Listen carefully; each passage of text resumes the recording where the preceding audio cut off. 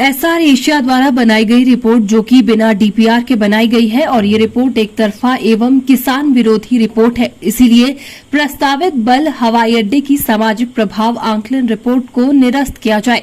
SR Asia के पास परियोजना को लेकर मात्र इतनी जानकारी थी कि इस परियोजना के लिए 7 राजस्व मोहाल की 2500 बीघा व्यक्तिगत भूमि और 370 बीघा सरकारी भूमि की आवश्यकता होगी, जिससे 2862 परिवार प्रभावित होने हैं।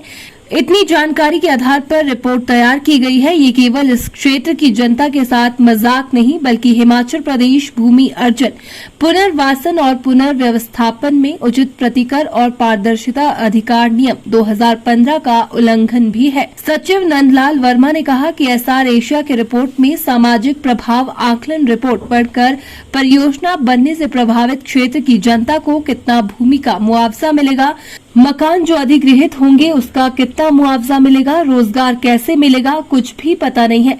बिना उपरोक्त सारी जानकारी के इस रिपोर्ट को पूर्ण कैसे माना जाए। बल बचाओ किसान संघर्ष समिति का एक प्रतिनिधि मंडल श्री प्रेमदास चौधरी जी की अध्यक्षता में आज जिलाधीश मंडी से मिला।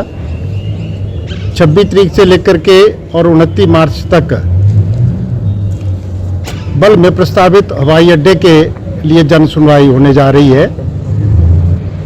उसके मद्देनजर रखते हुए जो एसआईए ने रिपोर्ट पेश की है उसको हम चाहते हैं कि उसको निरस्त किया जाए, क्योंकि उस रिपोर्ट में जो यहाँ से लोग विस्थापित होंगे उनके बारे में कुछ नहीं कहा गया। कहाँ उनको बसाया जाएगा,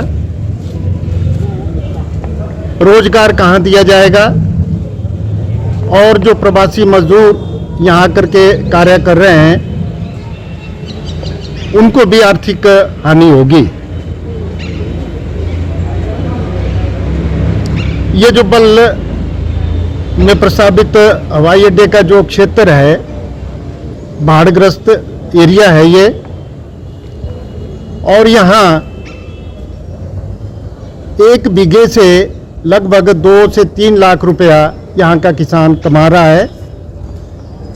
अगर यहाँ हवाई अड्डा बनता है, यहाँ का जो नौजवान पढ़ा लिखा है वह रोजगार विहीन हो जाएगा। वो क्या करेगा, अपने बच्चों का पालन पोषण कैसे करेगा, ये एक बहुत बड़ी समस्या है। जन सुनवाई होने जा रही है। एसआईए रिपोर्ट में लिखा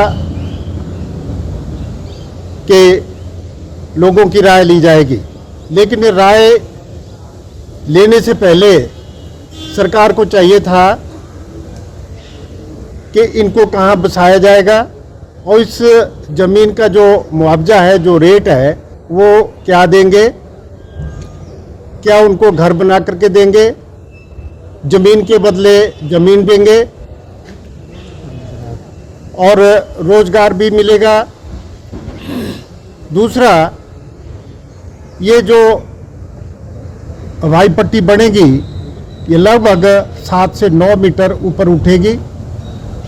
जो इसका एक कोने से दूसरे कोने का जो एरिया है वो छूटेगा तो वहाँ जल भराव होगा। यहाँ 3 नदियाँ बहती हैं, उसका किस तरह से चैनलाइजेशन करेंगे, क्या सरकार को और ज़मीन की जरूरत पड़ेगी, इसका भी कुछ नहीं कहा गया। और 2018 में जो ज़मीन का सर्कल रेट था वह 58,60,000 था, जो घटाकर अब इसको जैसे टावा का जो रेट है वो 5 लाख रुपए पर बीघा कर दिया गया, कुम्मी का 4,60,000 कर दिया गया, जरलू का 1,60,000 कर दिया गया, ढाबण का 11 लाख कर दिया गया। तो यह किसानों के लिए बहुत बड़ा नुकसान है और सरकार से हमारी प्रार्थना है कि इस हवाई अड्डे को कहीं दूसरी जगह बनाया जाए। पहले भी हमने आग्रह किया है